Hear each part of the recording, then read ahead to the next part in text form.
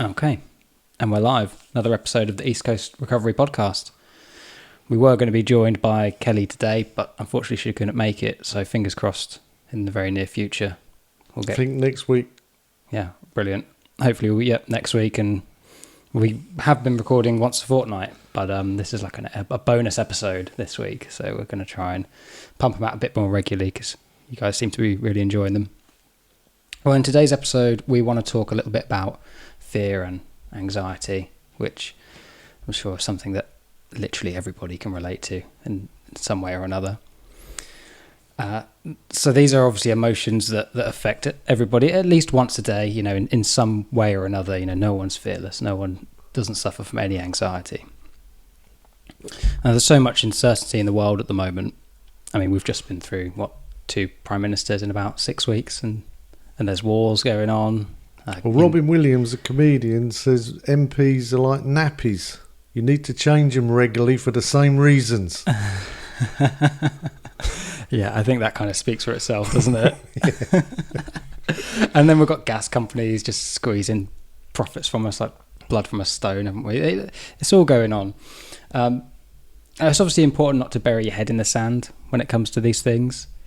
But also you don't want to let uncertainties and anxieties rule your life. Especially in some instances, there's not huge amounts you can do on the grander scale, but there's potentially things you can do within your own life, between your ears, as I know you'd say. So particularly for someone in recovery who I imagine could be quite sensitive to emotional stress, I wonder what can we all do to manage fear and anxiety in our daily lives, like in our own bubble, in our small world. Are there things that we can do each and every day that help alleviate those stresses? Yeah, I mean, it would be nice if there was a world without them, but the thing is, I think a lot of people had anxiety and fear before any of that stuff happened. Mm-hmm. And I think, you can get anxiety and fear about lots of things. Like I've always, probably one of the earliest emotions I remember is anxiety. I think even my mum said to me that she noticed as young as 3 years old that she could see a lot of anxiety in me. And, that probably was drawing it out of the environment. It wasn't necessarily the most stable of environments. You sort of, if you're born with your parents screaming and shouting at each other, and that caused anxiety. And yeah, I mean, 3 years old, you're almost not. You're obviously absorbing things, but you're not consciously thinking, I'm anxious. I think it goes back to the womb, mate. I think as soon as you develop because you even in the womb, you're developing your senses, your nervous system's growing. Mm-hmm. And as soon as your nervous system starts picking up what's going on outside, because that's what your senses are for, is to be able to sense what's going on in the environment so that you can respond correctly to it and survive. But that's on, not just on physical, that's on emotional level. So I think you start feeling things long before you can actually decipher what it is. Yeah. This kind of like the problem that most people have is that they've been feeling stuff all their life, but they don't really understand what it is. That's kind of what good therapy's there for, to help you make the connections and decide, what it is that I'm feeling and what's an adult way to think about it. Because a lot of our fears and anxieties are set up in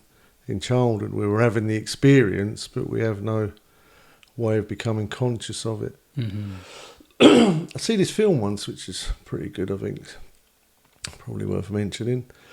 I forget the name of the lady, but she's sort of famous in America back in the sort of 1800s, where she was born blind and deaf. And so, so again, her mind was just the same as everybody else's. She had all the thoughts, but she had no language.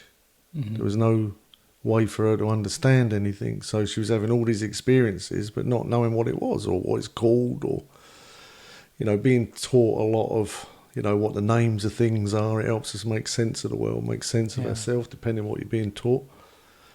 But in this film, she ended up getting somebody looking after her. That there was a part of the film where she come running out of the house. She was just angry and frustrated, and because she can't see, she don't understand. But this nurse that was looking after her tried to communicate with her through this touch in her hand. And because anything in this world, you need 2 points to begin understanding. You need where you're at and where you're going. So if I said to you, could you go to Florida? But if you don't know where you are, then that could be everywhere. Yeah. But if I said, look, you're starting in Florida, but I'm not telling you where else to go, that could be everywhere. So you need the 2 points to be able to say, oh, I'm in Florida, I want to go to New York. Then you can find a way. So, but if none of them places were called any names, none of us would know where we are or where we're going, what we're doing. That's kind of like the same emotionally. So this lady, she made the connection that she went running out and she threw all this water over her.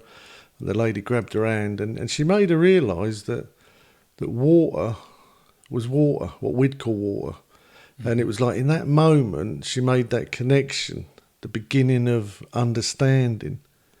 And through that beginning, she started to be able to develop communication.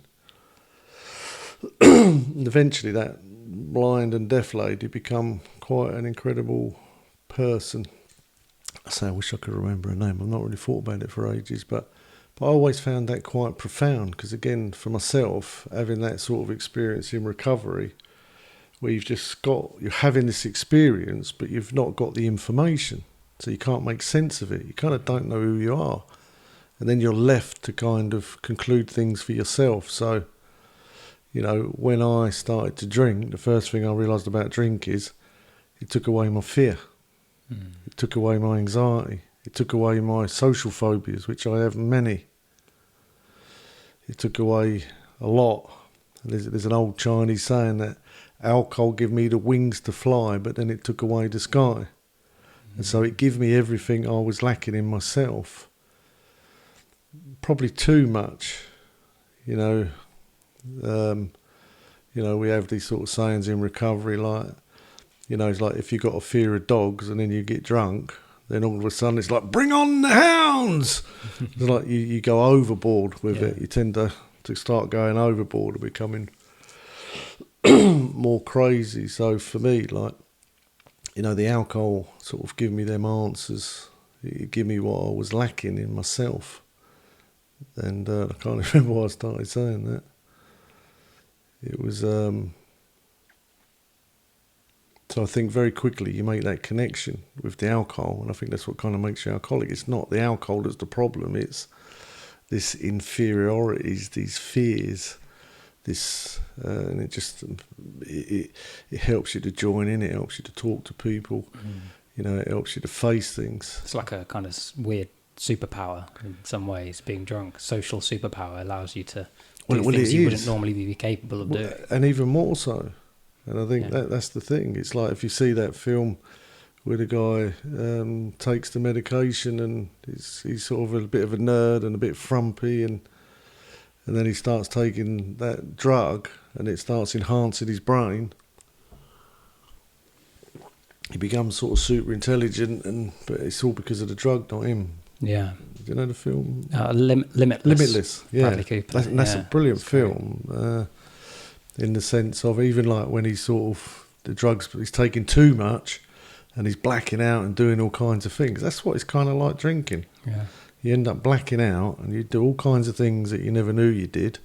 It's like your consciousness goes to sleep, but the rest of your body carries on working. You're driving cars and having sex and getting in fights and getting arrested and waking up in police cells. And things like that, and you could have lost 2-3 days of your life, but you've been living this life. You've been doing all this stuff because, you know, that alcohol gives you the wings to fly, but then it starts to take away the sky. It's like it's a solution to a mental problem. It's a very sort of good solution if you could control it, if you could keep the amount down. But for me, very early on, it was starting to black out. Yeah. And I didn't know where that was happening. Was it 8 pints, 10 pints, half a bottle of whiskey? I didn't know what was causing me to black out. I just knew that nothing good happened when I did black out. When it was happening more frequent, I'd usually wake up, piss myself, hopefully at home, often in bed with someone I didn't want to be in bed with, or in a cell somewhere, wondering what's happened, and full of anxiety and fear. That was the thing. Yeah. The thing that you probably took it for actually come back like tenfold, hundredfold. So Yeah. waking up in the morning was like the most horrific experience because I didn't know what I'd done, and you'd sort of be restored to who you normally are, and then the memories would some memories would start flooding in, or you start looking for the evidence of what you've been doing the night before. It's like that Hangover film. It's a bit, you just relate to that. Yeah. You sort of go out all nicely dressed, and 4 days later you're a mess. Bradley Cooper again. Yeah, was it? Yeah. He probably that's where he got it from, but that's what it is like when you're a bad alcoholic. It doesn't tend to happen so much on other drugs, in the sense of you don't always black out on other drugs, but alcohol's like terrible for it. And I suppose because those fears and anxieties have been sort of doubled, trebled, you then want to alleviate it with But I some think more that's alcohol. what keeps pushing the bar up. Yeah. But then you almost don't want to be without it, because again, the day after a binge, it's like literally, it's like your nervous system's been stripped raw, Yeah. and it's literally unbearable. So I was thinking, like, as we were talking about this earlier, it's like the amount of people that kill themselves, and the amount of people I know that have killed themselves. And I think just because they woke up, and it's like it's unbearable to face in that emotional state the world. And I think, I don't think people always realise that when you're an alcoholic or a drug addict, you're doing things that you really don't want to do a lot of the time, that you can't stop, that you're almost a victim to it yourself, but you're brutalising and stealing and shaming yourself around all your friends and family. That's quite a traumatic experience in itself. Because they're like, why are you doing this? Like you could give them an answer. He's like, I don't know. I don't want to be doing this. I decide I don't want to do it because of the terrible things that I've done. And then 2-3 days later, my head's telling me one won't hurt, and I'm at it again. Yeah. And I suppose it's a lack of tools to cope otherwise. Alcohol is this tool at that point, and this medicine, and without an alternative, I'd imagine. Well, I think that's the thing that Kevin McCauley says on that Pleasure Unwoven. It's worth Googling if you're not seeing it. It's called Pleasure Unwoven. Dr. Kevin McCauley, that, the alcohol starts taking the hierarchy in your mind. So it becomes an obsession, or like I say, a closed mind, which is a thought to the exclusion of all others. So, and every alcoholic can know exactly what I'm talking about, that they might have had the most terrible debauchery the week before, pissed everybody off, everyone's against them, they're going to lose their children, like everything bad is going to happen. They're on the precipice of their life. Preface, can't say that word. Precipice. That's the one. And they're hanging over the edge, and their arms are going to make sure they don't fall over. And then that thought of a drink comes in their head. And the drink's going to make this situation better for me. One won't hurt. And there's no mental defence. There is nothing in your head that tells you, hang on a minute, that ain't such a good plan. We've done that 1,000 times before. It's never gone well for us. And that's the shocking realisation I think you get at some point in your addiction. That I cannot stop this. Because it goes against just what you would rationally think. Your rational mind don't work. If I took your rational mind out, you'd be an alcoholic too in that instance. That's the thing. And that's what rational people go, well, I don't understand. Yeah. And it's like, yeah, because you can... Look, I can reason and say it's wrong, but still something in my head at some point is going to say, I don't care. Yeah. And I can't stop it. Again, it's not a choice. I have not got the power of choice. I don't even want to do this, and yet I find myself doing it again. That can be like with a Mars bar in the fridge. You stick a Mars bar in the fridge, and you've already had one earlier on in the day, but that Mars bar comes in your mind, and then it's like, right, can I leave that Mars bar till tomorrow? Nope. Well, but what's the reason in your head? Is like, I'll just eat it and then I won't have to think about it anymore. Yeah. Yes. So I think everyone has that at a certain degrees of things they can't resist. But if that Mars bar was going to destroy your relationships or stop you, being able to So go to you work, may have the craving, but you haven't got the mental obsession. Yeah. When you've got the mental obsession and the craving, Yeah. there's no mental defence. That's kind of what recovery is. It's how do I build a mental defence? It's like we're powerless. Mm-hmm. We're powerless. But then funny enough, talking to Danny today about, and she was saying, we should do one on dry drunks. And I think we should. Because you get that happen, see. Remember, the stopping drinking isn't going to solve the problem. The drinking and the drugs was the solution to the problem. So when you take away that solution, you still have the mental problem. Mm-hmm. So it's like life without drink and drugs could almost seem as unbearable as life with drink and drugs. And they say that's when you're at the real jumping off point. You've got this kind of real dilemma that you can't imagine life with it any longer, but you can also can't imagine life without it. And I think that's where a lot of suicides can occur. I just don't subscribe to like in England, it's like over 5,200 men a year commit suicide under the age of 40. Wow. How old are you, Matt?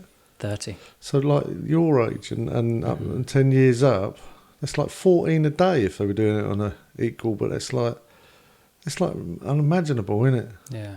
And then they say, well, just talk to someone. He's like, I don't think that's going to work. And I doubt that since they've been saying that there's going to be a reduction in suicides. Because I don't know whether that's, again, I think one, you need to talk to the people that can help you, which generally isn't people around you. Can happen, look. Talk to your friend, but how do they know? I've talked to a lot of people that want to kill themselves, and I'm a professional, and I struggle to know always what to say. So it's very difficult for people to say, if you just go and tell someone that you want to kill yourself, because most people don't tell anyone. I don't think they're necessarily mentally ill people. I think they're people that think, I don't want to live in this world. Yeah, it's painful, it's difficult.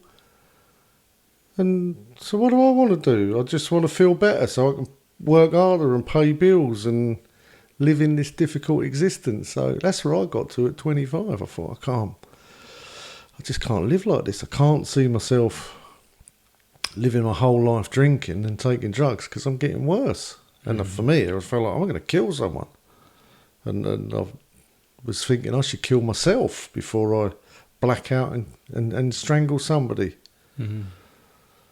But then you can't, like I say, you can't see a life without it either. It's like, because then I've stuck with all them emotions, them fears, them anxieties, that low self-worth, the social phobias. I mean, for me, dealing with other people all my life is very painful emotionally. I've never felt overly equipped to be in relationships. And I'm not just talking like with partners, but even just friends and family, and it's just difficult knowing what to do. Talking about it with business people, I just find it difficult in that business realm. I don't personally feel, one, I don't feel equipped necessarily to do what's being asked of me, but two, I don't know if I want to do it. I don't like being that person. I don't like being the person that my job is to get as much out of you as I can. I like things to be fair, but that ain't very good for business, according to the rest of the world. Mm-hmm. So I struggle with that. I struggle when I got resentments. I struggle when, there's moral dilemmas in the world, and it's a struggle with difference of opinions, and especially when you're trying to get something done and everyone's got a different opinion. It's like, how do you settle that? Can be, look, with agreeable people, you can usually get to a pretty good outcome, but not everyone has agreeable people in their life. Well, that's it. There's every turn, everywhere in life, there's someone to make you a bit anxious or make you a bit angry. There's always going to be challenges, right? Every single day, everything you come across. Like, how do you deal with those? Well, I think that's like what being offered a program was a wonderful thing. Yeah, being equipped with the tools. Well, exactly that? How am I going to deal with it? How am I going to deal with this world without drugs and alcohol? That's the question, isn't it? And again, I tried 2 years before. to just stop drinking, stop drugs, stop crime, but it kept happening again because I hadn't found a solution to my problem.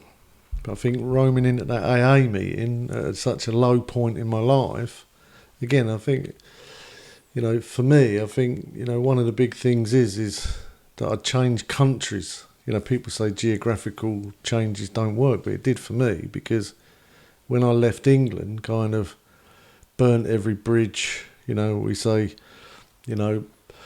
busted and disgusted and not to be trusted, that I'd left England, gone to Canada, found a beautiful place to start my life again without all of the problems that I'd left behind, which I blamed England, my mum, my dad, and friends and villains and police and the system. And again, look, the world and the people are quite often wrong.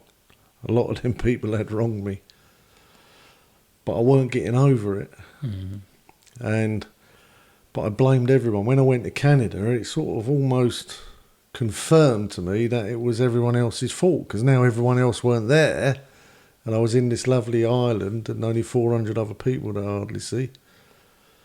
But my life recreated itself. I started drinking, taking drugs, getting in fights, sleeping with the wrong people, crashing cars, people pulling guns on me, getting in, just the same old fighting, and it was just nightmare after nightmare after nightmare. And after 6 months of that, I ended up in a hotel room that I broke into, covered in blood, cuts all over my hands, woke up, had my head wedged down the side of the toilet seat, blood coming out my mouth, blood coming out my back end, and thinking, I can't do this anymore. Now that was a Monday morning, the week before I'd sworn off drink and drugs, and I made it till the Friday. And there I was Monday, didn't even remember what happened that weekend. Apparently I got threatened to be killed by the triads. I'd slept with this girl that I didn't want to sleep with. I fell down these stairs, broke my hand. I puked up in this pub. Just so many things that happened that I found out later. But I just woke up and thought, I can't do this anymore. That was my thing. It was like, I cannot wake up like this one more time. I was just so desperate. And I thought, that moment, I've got to kill myself. I can't live like this anymore. The best thing I can do today is go and kill myself. And then, but then I remembered somebody said something to me earlier that week. My friend went to an AA meeting called Jerry Doucette. He's quite a famous musician. And so something in my head told me to go around and see him. So I went round his house, knocked on his front door, and I think for the first time in my life, he opened the door. He said, "You all right?" I said, "No." I just burst into tears, like unbelievable. And I remember, I'm supposed to be some big tough hard guy. I said, "I can't live like this anymore. I want to kill myself." And he said, "Look, come in." He made me breakfast and talked to me and said that he'd been going to these AA meetings and that it was Monday and there was one that evening. I should go along to it with him. I was just desperate to do anything. So I think going into that AA meeting from the most desperate time in my life, it filled me with hope because they had a solution for me. They managed to say, "Look, this is what's going on for you. You've got this mental condition, this physical allergy, and this is what their lives have been exactly the same as mine." And they said, "This is what we do about it." And so they started to teach me how to get relief without drinking drugs, and that becomes your program. All right, so we just had to take a quick break there to restart the camera. But Lester, you was just saying you kind of made it into your first AA meeting, and you've started to being introduced to a program and given some tools. Yeah, and some people at the first time is like, when they went round the room explaining what it used to be like for them, what happened to them and what it was like now, I totally thought, I remember him sort of praying, "Please God, let me be an alcoholic," because I needed a solution to my problem. And so I've gone from this deep despair to filled with great hope. And then this guy come up, Chuck, and he said to me, he said, don't let anyone tell you it's going to be easy. And I thought, oh, what a terrible thing to say. I really needed easy at that point. And, they said sort of keep coming back. And it was only a little island I lived on, so I was sort of surrounded by these people in AA, which is kind of like an open rehab for me. And, but again, it was pretty quickly apparent how angry and resentful I was. I've been like that most of my life. Like really angry, like more than most people. I've really struggled with anger. But I think that anger comes from fear. Were you angry when you were drinking? Not as angry. Yeah. I could be more aggressive at a certain point, but I think I've always been angry. And I don't think I've got very good filters.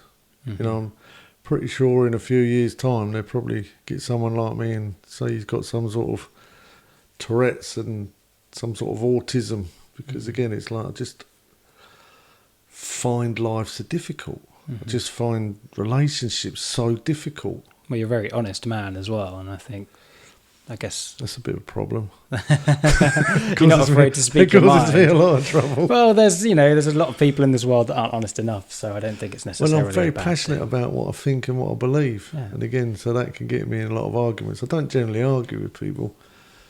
I guess the things that people say about me over the years, like I'm 56 now, but they've always said, look, I'm a know-it-all, you talk over people, But again, I think a lot of that is just because I don't understand and I feel afraid. And again, I think it's a way of pushing people away because they're so difficult. So I've realised that over the years. I've learned to listen a lot better. And the information you're getting out of me is usually pretty good. It's not just like off the cuff. I generally try and study as much as I can. I've been studying a lot of years about my brain and alcoholism and addiction and relationships, and I've had to learn that stuff. I just was not good at it, because I never had it modelled to me. Both of my parents pretty much remained single all their life. I've had 2 sisters and me. None of us have had children. I think, and again, I think we're all kind of angry people. Or struggled with it. But again, I think you get a bit abused for that.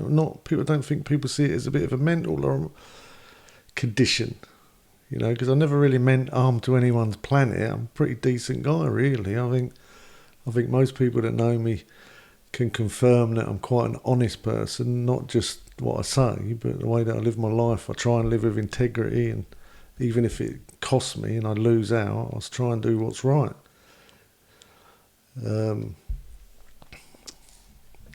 So I think that, I can see the way that I am, I can be very difficult for other people, the majority. So I've always felt like I'm in a minority group, which like I often say doesn't go well in a democracy, because I have to live my life usually to how everyone else wants to live it, unless I do my own thing, which I generally do. I'm quite happy on my own a lot of the time. I love being with my wife, because she kind of gets me and I get her, and we're sort of different people that work really well together. But I think because we understand each other, even in my early recovery, I always really struggled with paranoia, with anxiety, like through the roof anxiety. Like I'm talking like panic attacks where I'd literally start shaking like I was having a fit. So I think even as a young child, they treated me for asthma. They said I had really bad asthma because I'd get that where I can't breathe out. I can only breathe in and I feel like I'm going to pass out. Yeah. So they said it was asthma. I don't believe that. I believe that was panic. Yeah, sounds like it could be.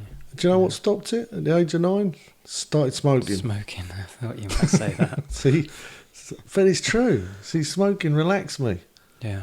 That's one thing I realised. I like smoking. People do it all the time. You see people stressed that smoke, they go and have a fag, don't they?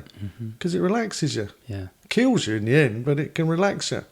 I do wonder sometimes how much of that is taking a deep breath, taking a minute.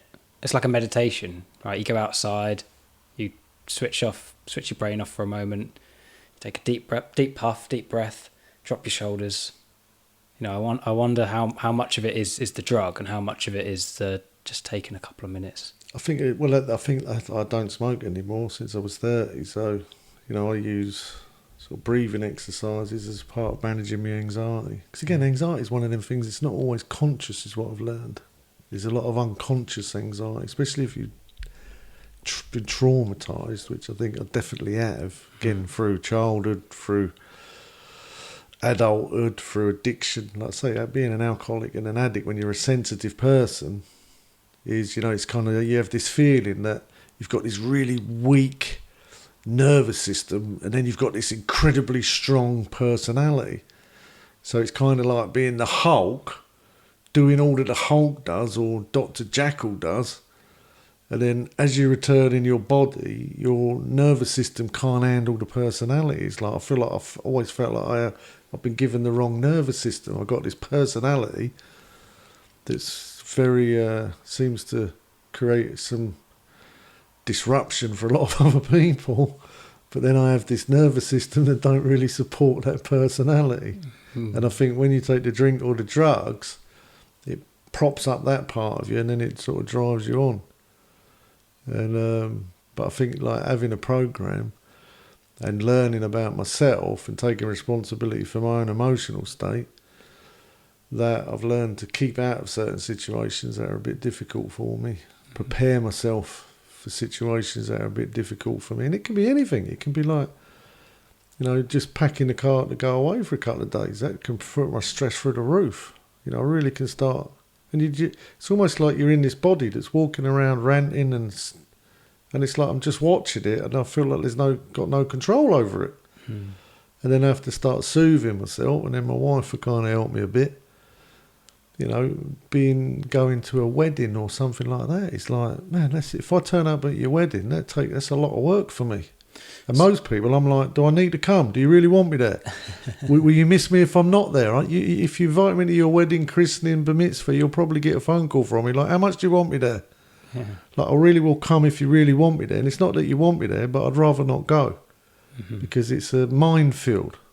Yeah. Especially if there's people there I don't like and people there that don't like me. Now, I'm sure everybody goes, yeah, well, we all have that. It's like, well, maybe you all have that on a scale of 3 to 4. I get it on 9 to 10. It's almost unbearable. You mentioned to me recently the acronym KISS. Keep it simple, sweetheart. Well, they used to say stupid, right. But we're a bit more woke than that. Not a lot more. a little bit more. We're trying. But yeah, the idea behind that is to kind of sometimes say no to things and don't necessarily try and take everything on and do everything, but know what your body, what your mind's capable of. And if you need to give somebody I'm a believer in you've got to try and live to your limits, because again, I think what a lot of people do, they think, look, I can't cope with the world, so I'm going to stay out of it, and then they park up on the dole, get a little flat, reduce their friends down, make their life too simple. Mm-hmm. So I think at the beginning that's a good strategy because you're like a raw nerve, but you're not going to develop. So, again, running a rehab and doing a lot of treatment and sponsoring people, I always think, look, you've got to set the bar. Again, once they're out of the first stage bit, because that's just about, look, let's just get you happy, let's get you healthy. Once you're there, let's start you developing, because you're going to have to redevelop them emotions. Like we talked about the bridge, you've got to create the bridge, and that can be a little bit uncomfortable, dealing with a situation that you're not used to because you're not developed to deal with it. But if you stay in the situation, it's like you don't grow up until you step up. Mm-hmm. So if you don't want to grow up, stay out of life. But if you want to grow up and grow stronger, you've kind of got to be in it to win it, sort of thing. Yeah, it's like working out a muscle, isn't it? That's all it is, and that's what neural pathways are. Yeah. They develop to suit the environment, but you've got to put the pressure, you've got to put it under a bit of pressure, or you've got to create a demand. Yeah. And so if you stay out of everything, because but when they're not developed, you feel anxious, you feel less than. Mm. And it's an incremental thing as well. Again, it's sort of like weightlifting. You'd lift a little bit, and each week you'd lift something a little bit heavier. Exactly that. You want to raise the bar, not so that people can't reach it. The skill is to raise the bar, so they have to stretch a bit. Yeah. But then they say it's a good way to grow yourself is just keep raising the bar. Mm-hmm. But And again, it's how you tend to get people off like prescription medications because they're very hard to get off. But it's the same sort of theory. Is you just keep slowly reducing, but let your brain get used to being at that point, and because again, it is like your nervous system, and it is taking on information, and if it's underdeveloped or a bit damaged, it can be very painful, and you naturally want to avoid the pain, but really the pain, it's like that no pain, no gain. Nobody likes that. I wish that I could go through my life without the discomfort, but every day's like that. The situations I'm in now, my life's really changed in the last, well, forever, but in the last little while especially. So I'm getting used to this new life. So I'm having to face things that I've never faced before in life, sober or clean. So I'm not equipped for it. I'm having to stretch in certain areas and have discussions that are uncomfortable to me. And that's that fear again, isn't it? And trying to battle that fear a little bit. And I'm an avoider, mate. I'd rather avoid it if I can. If I got an issue with you, I'd rather avoid you than actually deal with it. Yeah. But through the program and that, it usually says, look, you need to go and deal with that. Mm-hmm. It's a fight and flight always kicks in. You either want to run away or you overcompensate by getting too aggressive, which can happen with me as well. If I'm sort of being a bit aggressive to you, it's probably because I'm sort of frightened or I don't know what's happening. And it's just a way of pushing people away. So it's like a coping mechanism. This is even like having strong opinions. I realised it's like, not all of it, but, being really sort of narrow-minded and having strong opinions keeps people away from you, which is kind of like the goal, all in the opinion. But again, not saying that everything, but it is a bit of a coping mechanism to sort of, growing up, I realised that, look, I don't really like fighting because it hurts. I think after your first fight, you realise it's not like the films, this actually hurts. But I realised that you've got to have a nuclear weapon.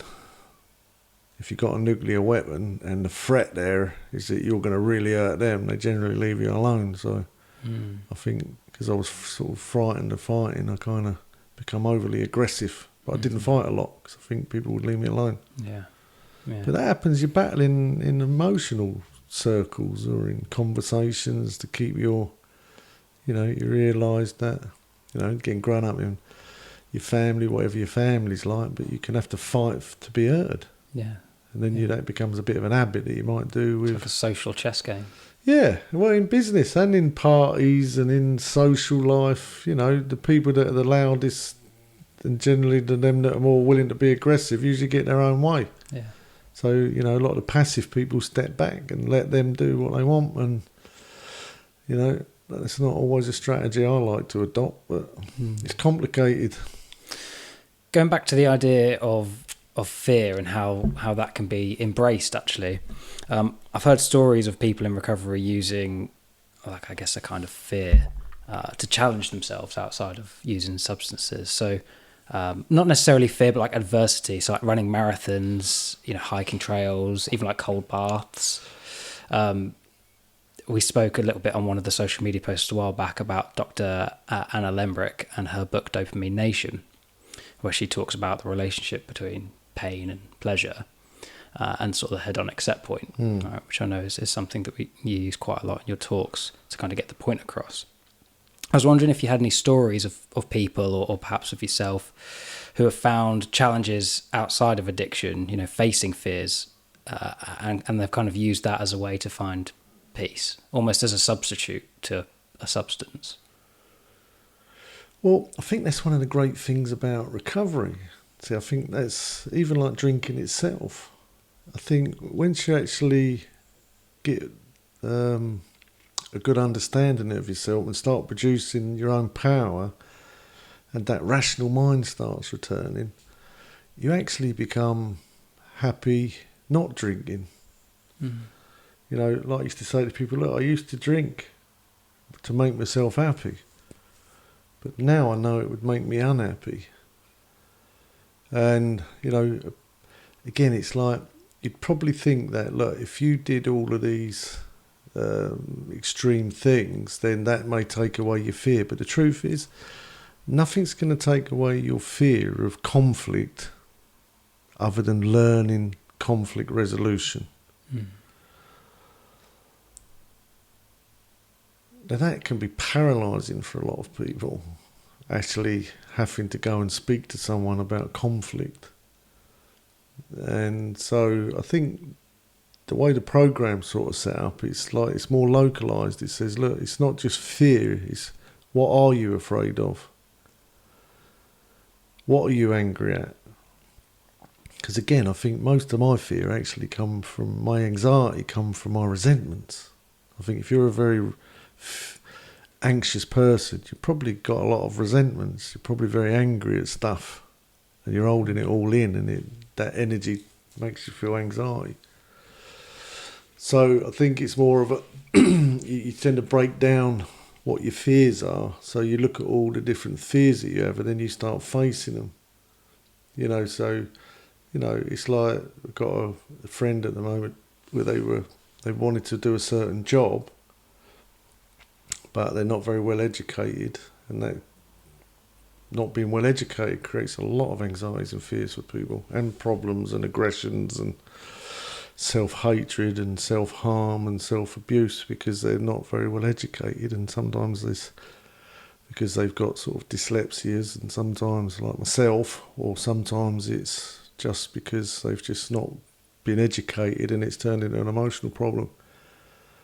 And that feeling of being seen as being stupid or less than is almost unbearable. So watching my friend now actually face the challenge about 4-5 years into their recovery,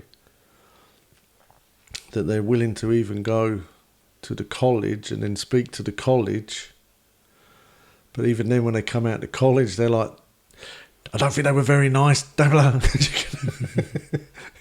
Because the resentments start because of the fear, and they're trying to push down, because anger is usually a secondary emotion. So if somebody's angry, it's usually because they're afraid. Yeah, you get embarrassed. Or they feel less than, or something. So, but again, this is why we got a program. They can phone somebody like me up, and I'm like, look, calm down, well done, you've done great there. They might not have had parents that were soothing. They haven't developed a soothing voice in their mind yet. So they phone people up in recovery, and then we lend them that part of us. It's like, calm down, you've done great, you did the first step. What else did you find out? You help them go through them processes. Now, I know how frightening that is for them. I know how difficult that is for them. And it made me feel real proud of them, because I don't know whether other people around them can see how much it's taking from them just to even go there and say, can I come to college as an adult? And I can't read very well, and I feel stupid.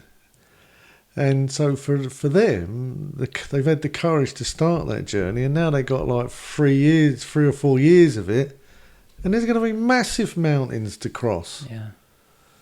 But again, through recovery, the people that got it, we see the people get their children back. We see people get degrees, honours, BAs, doctorates, driving licenses. It's amazing. I get photographs of people sending me pictures of fridges that are full of food, birthday parties with their kids, because it's like you realise how courageous it is for anyone to stay. If only people would know how difficult it is to live your life free of drugs and alcohol.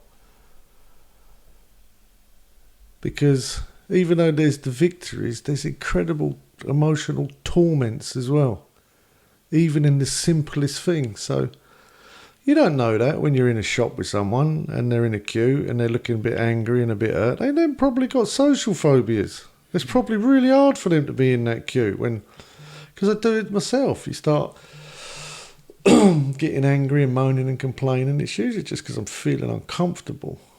And so, and then you can become really intolerant. So when you're seeing these people doing these incredible things with their life, but when you know how difficult it is for them, you know how much they're struggling to even face that college. And so as the time goes by, you'll get the days where they're like, this is fantastic. They said I could go. I filled that out. I'm looking forward to it. And then you get the days he's like, oh, they all hate me, I can't do this, I'm too stupid, what's the point of trying? It's like, and I think it says in the AA book that talking with each other is the bright spot of our life. And I think that's why I don't think you can do recovery alone. Mm-hmm. I think you need them. I've needed them other people to support me. I needed all of the people that I've met on the way that have encouraged me, that have helped me forgive myself, helped me forgive other people, got me to keep going when things get... Because it usually is, it gets darkest before the dawn. It's like the pressure seems to be the highest just before you get that breakthrough. But once you start getting that breakthrough in life, but it's like a never-ending journey. But it's fantastic watching the other people succeeding. I don't think there's anything more in this world, honestly, makes me happy when I see someone else in recovery achieve something and succeed and realise a dream that they've had. And then hopefully that person will go on to help the next person, and they'll feel they wouldn't be doing well if benefits. they weren't, is the truth. Yeah. If they weren't helping other people, that they wouldn't be doing well themselves. Simple as that. It's an altruistic program. And again, I watch them people reaching out, helping other people when they're suffering. They're still reaching out and helping the person next to them. Yeah. The people that understand what this program's really about. I mean, passing on knowledge is often one of the best ways to ingrain it in yourself, isn't it? It's like we say this, we carry the message to you, but it's for me. There's no way I can't benefit by helping you. And again, that becomes a secondary reason for doing it. I used to say this because they teach you in AA, look, a good way to get out of yourself, because it's saying self is the root of your problem, is help other people. So you realise, it actually makes me have well-being. And so I used to help people to get out of myself, but then I worked a program that helps me be free of self. Now I generally help people because I'm free of self. So I used to help people to get out of self. Now I help people because I'm out of self. So the automatic reward that you get becomes like a secondary thing. Like I say, sometimes it's just the most wonderful thing. Because again, you realise how difficult this is. What a miracle. Anyone that gets long-term recovery is really a miracle. Them brains are pretty damaged. And to see them recovering, which is why we put on all our cups, recovery is possible. Yeah. Because it's like, not a lot of people know that. Like, mate, you can get through this. If you're willing to accept the support and accept the help, you can get through this. And you can, and not just give up drinking and drugs. You can redevelop and you can reach great heights. Because I think, like that, I said, look, if a crazy person like me who's still got social phobias, anxieties, fears, resentments, all the things that I still struggle with, I think I've had an incredible life and done amazing things. So if I can do it, anyone can do it. But you ain't going to do it on your own. You're going to need a program, you're going to need a group, you're going to need support, you're going to need a lot of help. But there's no mountain that you can't climb. Eventually. Recovery is possible. It's a miracle. It really is, mate. Fear, anxiety is something that we all deal with, and obviously it's something, if you're in recovery, it's particularly sensitive, but it's possible to recover and develop after that. It's possible to kind of climb those mountains, but I think the key point I'm taking away from what you've told me today, it's really that you need the support of other people. Whether that be a fellowship, without it. Yeah, or just somebody who's trodden that road before you, who can talk you through it and give you a bit of support. So I think the good thing about a fellowship, Matt, I've got to say this, is one person could not give me enough time. They just couldn't. Yeah. The amount of neediness that I've had in my recovery and in my life, I don't think there is a person that could give me that much help. And if you find that person, they're probably helping a lot of other people like myself. It's like, how many hours a day can I spend talking to other people? Which is why I like doing podcasts and groups, because you realise this information is really important to let people know, look, because again, a lot of the fears and anxieties were subconscious. you know, like paper over that. It's like I don't always know why I'm frightened, and it's taken me years to realise certain things about myself. You know, it's like just because you hear things don't mean you understand them. Mm-hmm. And that's one of the things that I've really learned along this journey, that, you know, I don't always understand what I'm hearing, especially in areas where I've got problems, I've got issues. And there's certain mental blocks that you don't even know that you've got them. It's like your ego sort of almost secretly wants to keep you out of harm's way. Yeah. And so, you know, if somebody would say, oh, do you want to go to a wedding? Like I said, that's kind of like a minefield for me. That straight away my head's thinking, how can I get out of it without upsetting anyone? Now, a lot of people go, well, you don't have to go if you don't want to. Well, I don't agree with that. I think sometimes then people want me there. It's their special day. And, you know, if me being there is going to add to their special day and trying to live a not a selfish life, you know, if I kind of like, if they, that's what I say, if they really want, I sort of gauge it. If people go, well, in actual fact, I'm not really bothered if you just read it a little while ago. Well, we're not really bothered if you don't come, but we thought we had to invite you because in case you had the hump. I'm going, like, mate, I won't have the hump, I just don't want to come. They're like, that's fine. But you're not upsetting you, am I? I'm not letting you down. They're like, no, it saves us 46 quid. I'm like, fantastic. In actual fact, I'll give you the 46 quid not to come. It's like group gatherings, even like AA meetings. Like, look, walking up to the front door of an AA meeting when you've got 10, 15 people, my anxiety goes through the roof. Look, it calms down once I get in there, but it goes through the roof. If there's somebody there that I've fallen out with, and believe me, in AA, there's a lot of people you can fall out with. It's almost unmanageable. It's almost like almost on the precipice of unbearable. The emotions, because that's all we're all trying to avoid. I'm not even trying to avoid the people. I'm trying to avoid my emotions. Yeah. I'm not trying. You know, like I went to that Go Ape, and I'm not. You know, I've noticed the older I got, I'm not so keen on heights. I've learned so much about my fears since I got older. I've got a lot of them, which makes a lot of sense when I start thinking, man, yeah, these. I'll tell you about another one. I got claustrophobia. I didn't realise that until about 5 years ago, but then I realised that makes a lot of sense, why I'm struggling crowds and things like that. And I get aggressive. I feel aggressive. Mm-hmm. But that Go Ape, you know, I sort of got around all of it. I did a swing and I thought, man, that didn't feel nice at all. That was a little bit like, I didn't enjoy that. And then you got to a bigger swing, and so I'm like, I'm not doing that. And everyone's like, go on, get through it, break through. And I'm like, no. It's not enough motivation. I don't care what you all think, and I'm not doing it. If the building was on fire, I'd definitely do the swing. Yeah. But it's like, you know, I don't want to go on roller coasters and things like that. Last time I went on a roller coaster, I can't imagine being in a plane crash any worse. And all the kids loved it. They're like, do you want to go on again? I'm like, I'm never doing that again. Look, I know I ain't going to die on a roller coaster, but some feelings are almost unbearable. Yeah. And, you know, you get the younger people, yeah, man, just push through it. It's like, well, you push through all of that if you want. I'll save me pushing through for something that's going to be more valuable to me. Like, you know, like going to a wedding that's got some people I don't like there. That's enough excitement for me, thanks. That takes a whole night of navigating my emotions and how not to be rude or attack anyone or, you know, to enjoy the evening and not let my self take over and spoil anything for anybody. That takes a lot of work. It takes a lot of work being you know, like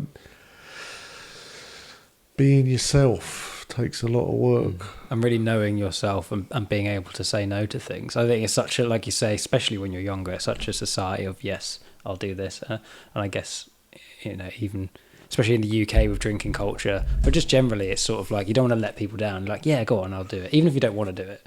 And it might affect you negatively, but at the time you feel that, you know, that social pressure. I think it takes a lot of learning to overcome that social pressure.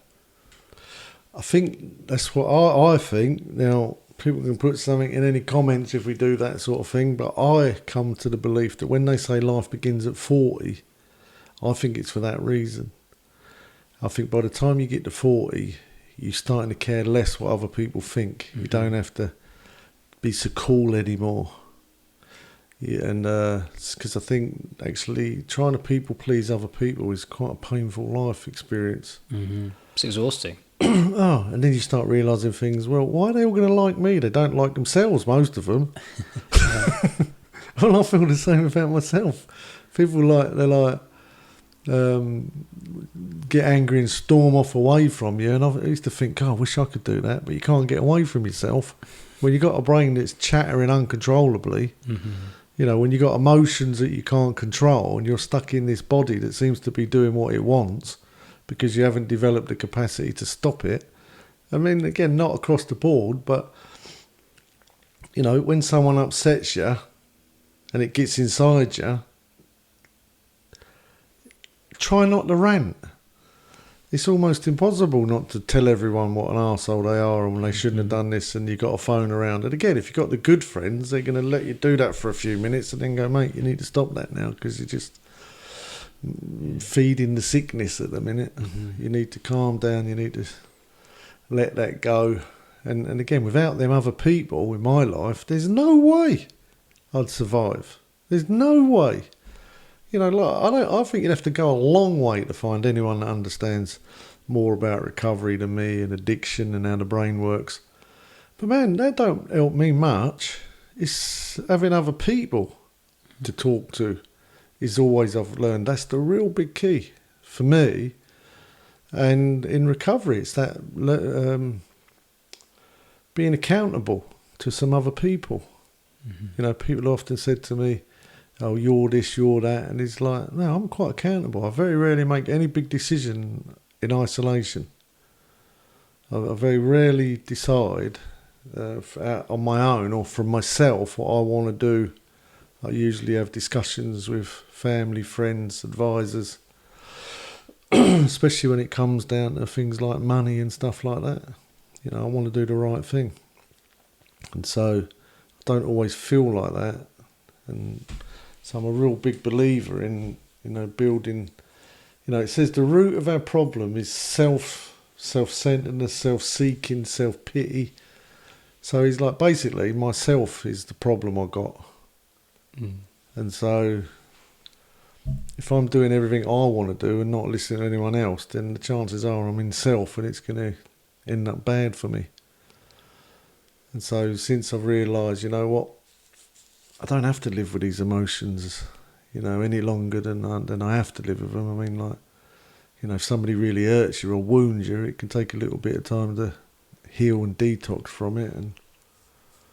But at least I know how now. At least I've got a way out, and that's the most wonderful thing when you're stuck in hell, the emotional hell, and being tormented, and you're emotionally abusing yourself 24 hours a day and you can't find a way out because you're just being tormented. But I think going into AA, they showed me the door. Very complicated door, but I found the door. And, that was years of people taking my hand and putting it on the door, taking my hand, putting it on the door, taking my hand, putting it on the door. And there's a way out. And I thank God for that. Thank God, because if that way out weren't provided, I think I would have taken suicide, which I think would have been a pretty reasonable response to the way that I was feeling most of the time. And no one could help me. I tried for 2 years before to find help. I've been to psychiatrists, I've been to therapists, tried changing my life. No one could show me the way out of that suffering. As soon as I took a drink, it stopped. But that AA and the program and spirituality and God and all of that, it gave me a way out. The people like say, oh, do you believe in God? I'm like, yeah. And even if there ain't one, I don't care. Because me believing in one works really well for me. Actually, in fact, I do believe there is one. But that's another story. But believing there is one really works well for me. It really takes the pressure off of my life, believing that things all work for a reason and I've got to forgive people no matter what they do, that things are going to get better. You know, I love saying that to myself. It'll be all right in the end. If it's not all right, it's because it's not the end. And all of them things just take the fear away. Mm-hmm. So there's tons of that. In AA, they say this when it comes to fear. You do a thing called an inventory, if you didn't know, and you write down all the things that you're afraid of. And believe me, that's an ongoing discovery. Like, I found out I was very claustrophobic, but I didn't know that about, I think it was during the lockdown. I had to go and have a brain scan because I was getting these banging headaches, and I lost half the hearing in one of my ears. And so they wanted to do a brain scan, and they put me in that brain scanner. And again, I've done a lot of years of meditation. I've been like meditating for about 30 years. And they put me in that scanner, and man, that claustrophobia, never noticed it before, not consciously, but it went through the roof. It literally went through the roof. I was trying to calm myself down, I was meditating, I was clearing my mind, but man, that fear, I was on the brink of, get me out of here, get me out of here, get me out of here. And then if they didn't, I'd have started dismantling the machine. But I realised as I was feeling that claustrophobia, that feeling it's been a companion all my life in so many different situations, in groups of people, at weddings.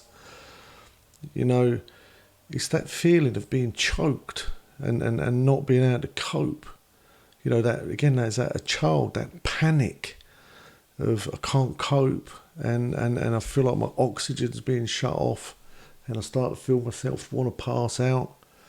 And I feel that in so many different scenarios and situations. It's not all like being locked in a box, but it feels like you are. Mm-hmm. And then whenever I am in a very tight space or a crowd, or even a very complicated dynamic with a group of people, I can feel that panic start coming on me.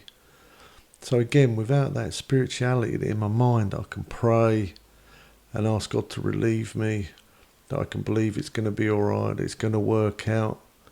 Sometimes even just seeing a higher ideal in my mind, you know, that life's more than this.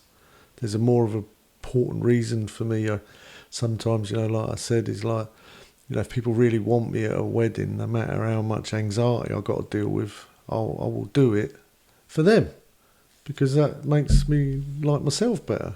Mm-hmm. That I want to give people value that I care about and importance, and I want to do things, you know. But I can do that in my own mind as well. That I can increase, if I'm in a seemingly just a normal social situation, I can increase the importance of me sort of being there. That there's a reason for me to be there, and so spirituality has really offered me a lot of fear resolution. And made me be more willing to do things that I'm not, I'd rather avoid. So I've found that, you know, the spirituality of the 12-step program has kind of been my favourite bit, really. I know it's not everybody's, but that spiritual journey and learning about, you know, quantum physics and the powers of the universe and the idea of God and, you know, what that means to us. And because there's some pretty big fears, isn't there, in this world? I don't think a lot of people go, oh, I'm not afraid of dying. I'm like, well, let's see what happens when the bombs start dropping. Yeah. You know, let's see when your oxygen's being cut off. Let's see if you're still smiling then. Fear's a part of us all. Well, I think it can be very healthy, but it can also get out of control.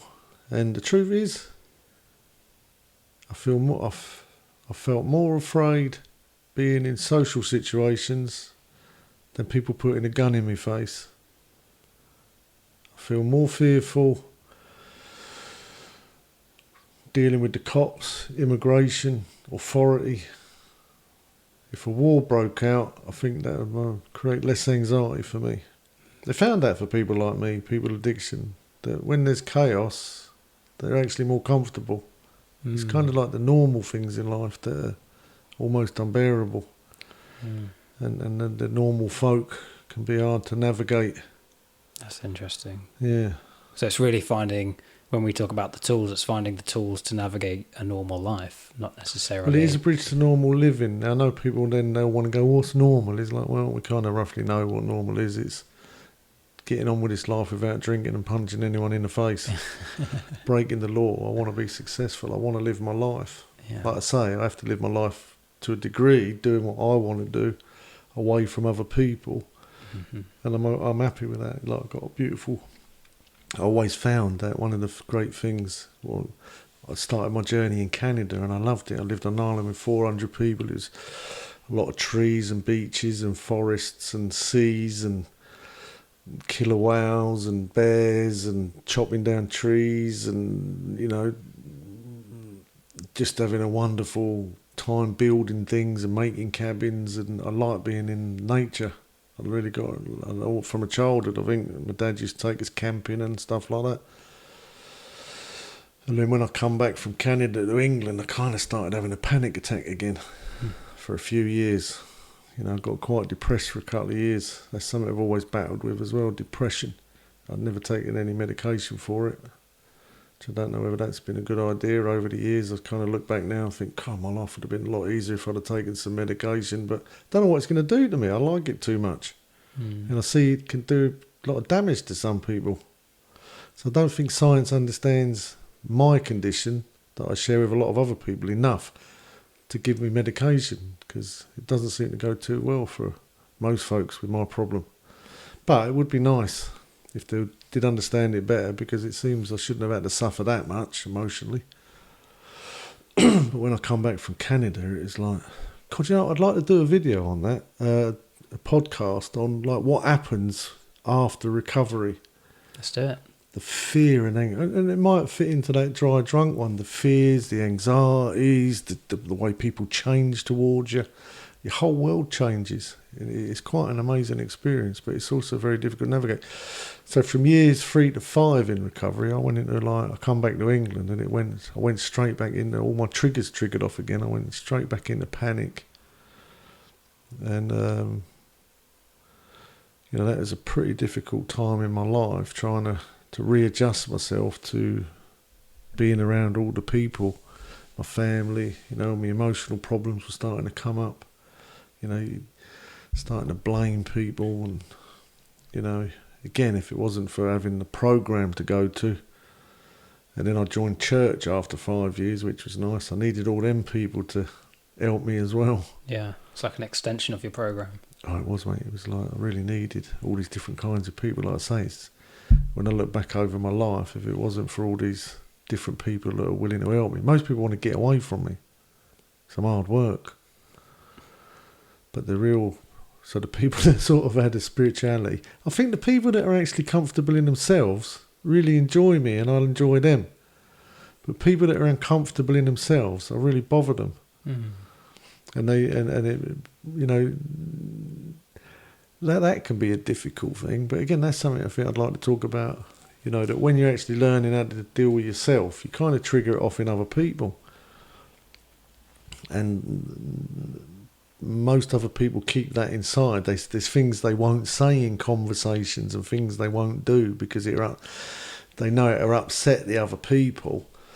I don't go out my way to upset them, but it's kind of dysfunctional not to say certain things as well. You know, it's but I think a lot of people are dysfunctional, so they sort of agree with each other that don't mention this, don't mention that, let's pretend this, let's pretend that.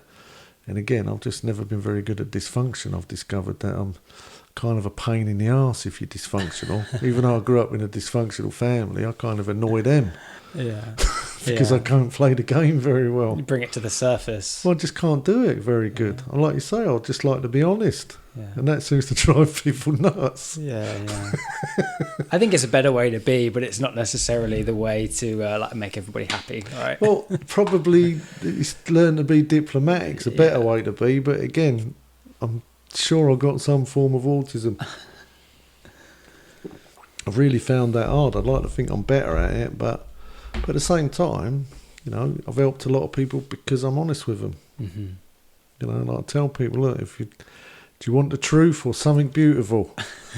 But if you want someone to lie to you and stamp your bullshit warrant, I'm the wrong person to call. Well, I suppose it's that kind of harkens back to what you were saying about not just having one person to lean on, but a group, because you're going to find different people help you in slightly different ways. I would imagine essential. you might get somebody like yourself who's going to be very honest. You might get somebody who's very caring, and maybe, you know, they just fluff you up a little bit, but maybe if you got both of you, you got a nice balance To there. say it takes the whole village to bring a child up, and I agree with that. So even like if people want to depend on me, I say no, you need to go and find a group. That's why I like AA, because you might like me. I found like somebody like me. The truth is, this is kind of my experience.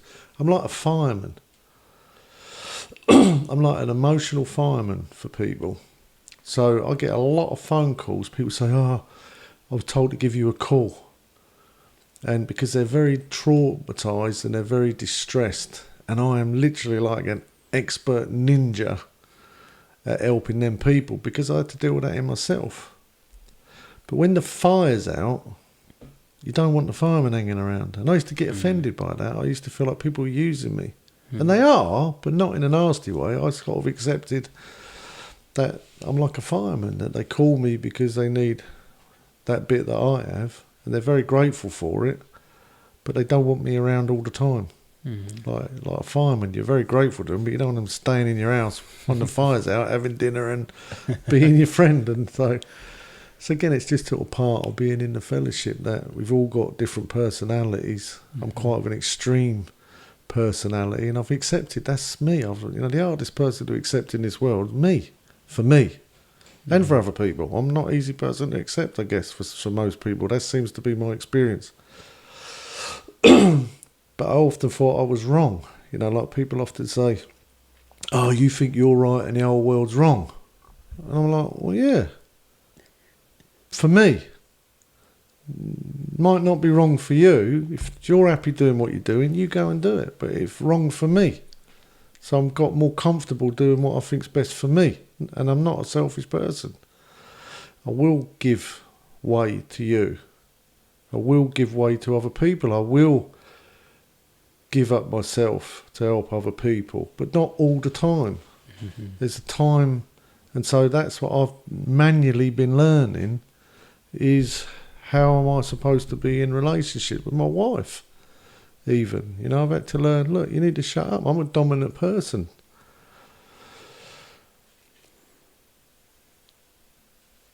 But I have to give way to my wife. Not all the time, but I know I've got to know when and when not to, because I want a happy relationship, and I don't want her to be afraid of me, and I don't want her to feel I don't care and I don't value her and I don't respect her and don't love her. So, you know, I often do this example. I don't like washing up. It hurts my back. The sink's too low. We've got a sink. We've got another 2 inches on the sink now, which wasn't my design. It's the design of the kitchen. So it's a bit easier for me to wash up. It doesn't hurt me back so much. Now, I don't like washing up. She likes me to wash up sometimes. Now, I love my wife, so I wash up. And so I had to learn that. I had to learn that sometimes I need to stand in the shop for 2 hours while she tries things on without saying anything. Which is painful for a bloke. It's not easy. Well, because why don't they put chairs in shops for women? If I had a woman's clothes shop, I'd put 2 big sofas in and Sky Telly on. Outside the changing rooms, because then the blokes would be sitting there. Why? But otherwise you go from this clothes thing and then somebody comes up, and then you have to go up to the next clothes thing and then the next clothes thing because somebody's coming up, and it's like, man, all you want to do is lean on something. But I've learned that makes her happy when I do that. Is that right one? Is it? So it makes her happy when I do that. And so I'm willing to do that, not because I enjoy that, but I like to make her happy. Mm-hmm. So there's a lot I've had to learn in my life about having relationships with other people on every level, in business, socially, you know. I try and have manners. You know, again, that works well for me. I try and be decent. I try not to, I've learned to try and rein my opinion in a bit, let other people have opinions, whether I agree with them or not. You know, don't have to disagree with anyone anymore unless there's any real importance to it. If if I think you're saying something and it's important that I interrupt you and talk over you and give you my opinion, then I probably will. But most of the time, you can talk any old crap to me and I won't even give you the answer, which is not easy, especially when I think I've got a good one. But I've had to learn all this stuff. And still learning. I'm willing to learn. I'm just not willing to completely give myself up to make other people happy anymore. Mm-hmm. Yeah. All right. Well, I think we'd better wrap it there. We've been on for a long time. We've spoke a lot about fears, a lot about anxieties, ways we can improve, a lot from your own experiences there. Just one more second. I've got to tell you. In AA, I didn't get to tell you. In the big book, I think it says the most fantastic thing, the 12-step Alcoholics Anonymous big book. It says, look, the way that you deal with fear, if you're in fear, it's because you're stuck in the finite. Mm-hmm. And fear usually has an end because it's limited. If you're stuck in fear, it's because your mind has become very limited.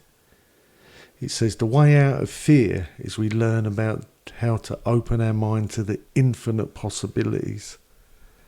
It takes some learning, but it's well worth thinking about. Because if you've got a lot of fear, you've become very limited. You've probably got a lot of resentment, but your mind also is putting an end on everything. You've become finite. And if you can get infinite, it opens your mind and it sets you free. Goes back to the idea of pushing those limits every day, just a little bit. It's incredible, mate. And that's the only solution it gives you about fear in the AA book, funny enough, considering it's probably one of the biggest problems people have. Yeah, there's a lot of power in that. It's amazing. Wow, okay. Okay, brilliant point to end on. All right, well, thank you very much. We'll put some links in the show notes again, links to AA and links to ourselves. If you feel like you need some support, we do offer free assessments. So we'll put a link to the website and you can always get in touch with us and have a chat with one of our advisors. A lot of them have been through it themselves. All right, well, thank you very much, Lester. Thank you. And we'll catch you next time. God bless. Bye-bye.